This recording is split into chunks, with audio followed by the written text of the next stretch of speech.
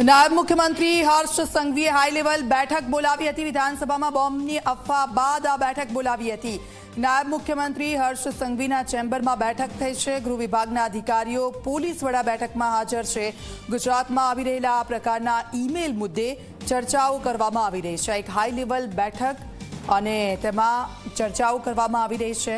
તપાસના આદેશ પણ આપવામાં આવશે, કારણ કે ઘણા લાંબા સમયથી આ ઈમેલનો મુદ્દો છે એ સતત ચર્ચામાં છે। ત્યારે શાળાઓને બોમ્બથી ઉડાવવાની ધમકી સતત મળવી અને તેને લઈને આ બેઠક, ત્યારબાદ આજે વિધાનસભામાં બોમ્બની અફવા બાદ આ બેઠક બોલાવી છે। તો ગુજરાતમાં આવી રહેલા આ પ્રકારના ઈમેલ મુદ્દે ચર્ચાઓ કરવામાં આવી। તો સતત જે ધમકીભર્યા મેલ મળી રહ્યા છે તેને લઈને આ બેઠકમાં ચર્ચાઓ કરવામાં આવી છે। ધમકીભર્યા મેલ મળ્યા બાદ અફરાતફરીનો જે માહોલ સર્જાય છે અને તાત્કાલિક ધોરણે શાળાઓ ખાલી કરાવવામાં આવે છે। અને આ મેલ ક્યાંથી આવી રહ્યા છે, આવા ધમકીભર્યા કોનો ઉપયોગ થઈ રહ્યો છે મેલ આઈડીનો, તેને લઈને ચર્ચા કરવામાં આવશે। વિધાનસભામાં ધમકીભર્યો મેલ અને ત્યાર પછી ડોગ સ્ક્વોડની ટીમ ત્યાં પહોંચી હતી। દરેક જગ્યા પર તપાસ હાથ ધરવામાં આવી, પરંતુ કોઈ પણ વસ્તુ એવી શંકાસ્પદ નથી મળી આવી અને તેને લઈને હવે એક આ હાઈ લેવલ બેઠક બોલાવી છે। નાયબ મુખ્યમંત્રી હર્ષ સંઘવીના ચેમ્બરમાં આ બેઠક થઈ છે। ગૃહ વિભાગના અધિકારીઓ પોલીસ વડા બેઠકમાં હાજર છે।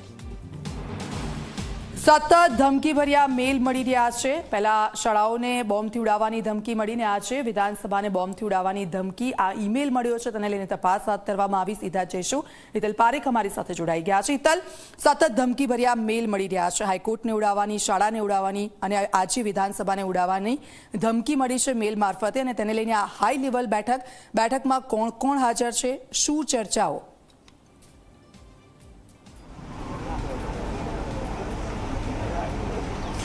જી દીક્ષિતા, ચોક્કસ એવું કહી શકાય કે બેઠક પૂર્ણ થઈ ચૂકી છે। નાયબ મુખ્યમંત્રી હર્ષ સંઘવીના અધ્યક્ષસ્થાને હાઈ લેવલની બેઠક યોજાઈ હતી।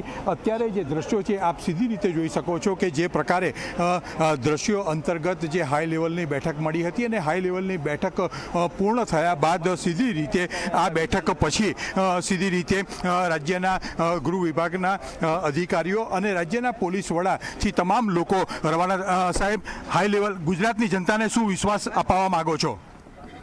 આજની પરિસ્થિતિ બાબતમાં માન્ય ડેપ્યુટી સીએમ સાહેબ દ્વારા એને સમીક્ષા કરવામાં આવેલી છે અને જરૂરી સૂચના આપવામાં આવેલી છે। ગુજરાત પોલીસ સક્ષમ છે, કોઈ પણ ચીજ પહોંચી વળવા માટે અમે સક્ષમ છે। આજની બનાવ બાબતમાં પણ ગુના દાખલ કરવામાં આવશે અને જેને કરીને એના પાછળ છે એને તપાસ કરીને એને ધરપકડ કરવામાં આવશે।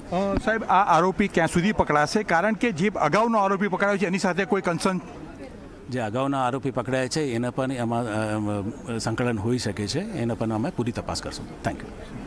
ચોક્કસ જે પ્રકારે હાઈ લેવલ બેઠક પછી રાજ્યના પોલીસ વડા એ પણ સ્પષ્ટ કીધું છે કે ઝડપથી આરોપી પકડાય એ દિશામાં ગુજરાત પોલીસ કામ કરી રહી છે અને જે પ્રકારે સમગ્ર રાજ્યમાં આ ઈમેલ દ્વારા બોમ્બથી ઉડાવી દેવાની ધમકી આપીને બાનમાં લેવાનો જે પ્રયત્ન છે, હવે હાઈ લેવલ બેઠક કરીને નાયબ મુખ્યમંત્રી પોતે મેદાનમાં આવ્યા છે અને ક્યાંક ને ક્યાંક જોવા જઈએ તો આ પ્રકારની ઘટના વિધાનસભા સુધી પહોંચી છે અને વિધાનસભાનો પણ મેલ જે આવ્યો છે એ મેલમાં કેટલાક એવા ઉલ્લેખો, ખાલિસ્તાનનો પણ ઉલ્લેખ કરવામાં આવ્યો છે, એટલે પણ સરકારે ગંભીરતાથી આખી ઘટનાને લીધી છે। ચોક્કસ અત્યારે ચિંતા જેવું કોઈ ઘટનાક્રમ નથી, સંપૂર્ણ વિધાનસભા રાબેતા મુજબ ચાલુ થઈ ગઈ છે। પણ ગુજરાતમાં આ પ્રકારની બનતી ઘટનાઓ ટેકનિકલ, કારણ કે સાયબર થકી આ ઘટનાઓ બનતી હોય છે, મેલ કરવામાં આવતો હોય છે, VPN અલગ જગ્યાથી સર્વરનો ઉપયોગ કરવામાં આવતો હોય છે, એટલે પોલીસને અત્યારે પકડવામાં મુશ્કેલી પડી રહી છે। પોલીસે પશ્ચિમ બંગાળમાંથી એક ભૂતકાળમાં આરોપીને પકડ્યો છે, તેના આધારે આ કેસમાં પણ આરોપી પકડાય એ દિશામાં।